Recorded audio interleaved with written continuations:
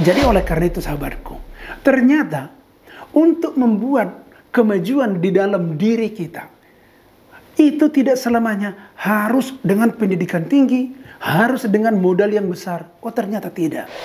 Satu hal yang luar biasa dari mereka ini, biarpun mereka tertimpa oleh krisis moneter, tetapi mereka tidak mengeluh.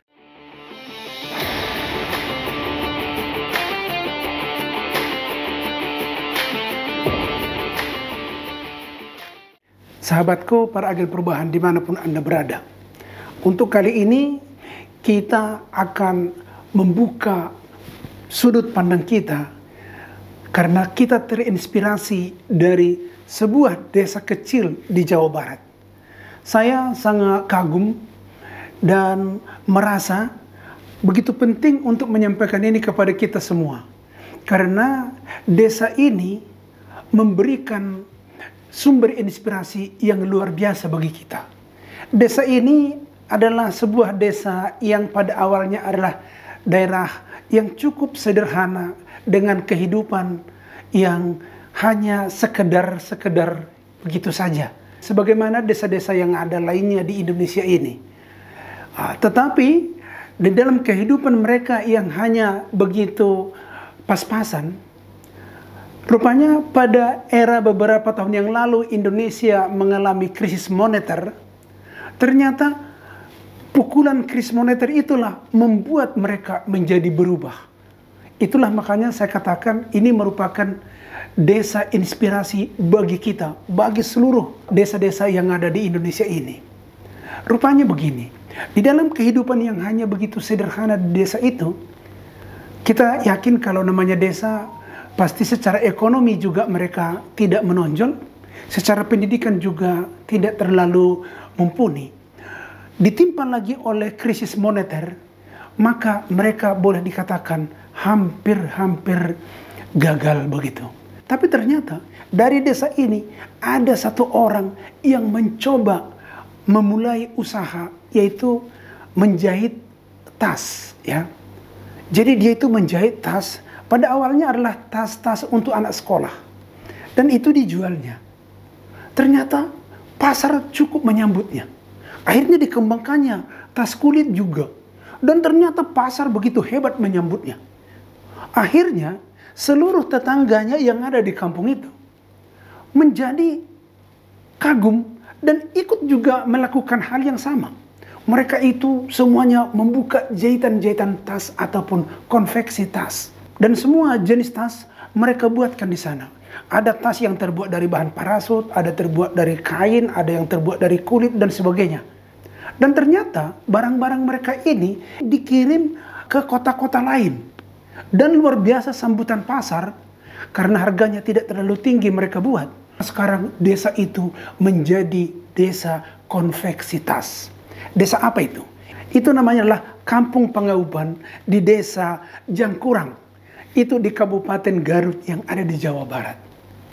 Saya dengan penuh hormat kepada mereka itu yang bisa berkomitmen dan menjaga konsisten di dalam hal pekerjaan mereka ini.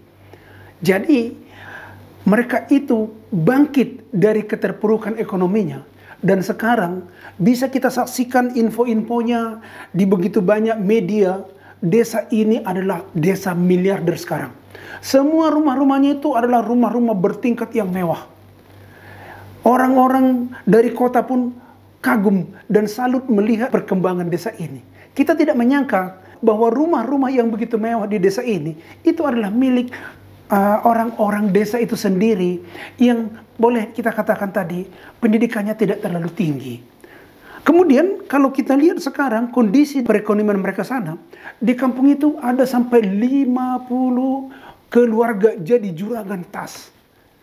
Dari mereka yang 50 ini mereka rata-rata memiliki karyawan ya 10 sampai 50 orang. Sehingga di desa itu tidak ada satu orang pun jadi pengangguran. Bahkan mereka masih membutuhkan tenaga-tenaga kerja dari desa-desa sekitarnya untuk diajak menjadi karyawan di konveksi-konveksi tas mereka yang ada di sana. Luar biasa.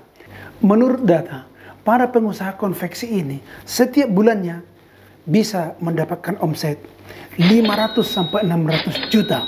Yang paling luar biasa, mereka memasarkan produksitas mereka ini dengan cara online. Jadi ini perlu kita tiru. Ada banyak produk-produk yang ada di kampung kita, di tempat tinggal kita, yang bisa kita jual secara online. Dan sekarang konveksitas mereka ini sudah sampai merambah ke luar negeri. Menurut informasi terakhir, tas mereka ini sudah dipasarkan di Filipina dan di Thailand. Saya percaya ini nanti akan semakin meluas lagi karena mereka lakukan dengan konsisten. Jadi oleh karena itu sahabatku, ternyata untuk membuat kemajuan di dalam diri kita, itu tidak selamanya harus dengan pendidikan tinggi, harus dengan modal yang besar. Oh ternyata tidak. Mereka ini hanya ada kemauan dan bekerja secara konsisten, tentu dengan standar yang mencukupi. Mereka bisa bangkit. Dan akhirnya boleh kita katakan bahwa di dalam diri kita pun sesungguhnya ada hal-hal seperti ini. Ada saja keterampilan yang kita miliki. Dan kalau keterampilan ini kita kerjakan dengan konsisten dan juga kita buat peningkatan mutu yang kita kerjakan, pasti kita akan berhasil juga seperti mereka. Satu hal yang luar biasa dari mereka ini, biarpun mereka tertimpa oleh krisis moneter, tetapi mereka tidak mengeluh. Keluar dari zona beban berat ini dan memulai pekerjaan dari yang kecil. Sahabatku, dimanapun Anda berada, mari kita lihat apa keterampilan yang kita miliki dan lakoni itu dengan konsisten, dengan semangat yang tidak mengenal menyerah. Niscaya keberhasilan akan kita dapatkan. Saya Sortaman Saragi, salam agen perubahan, tetap semangat.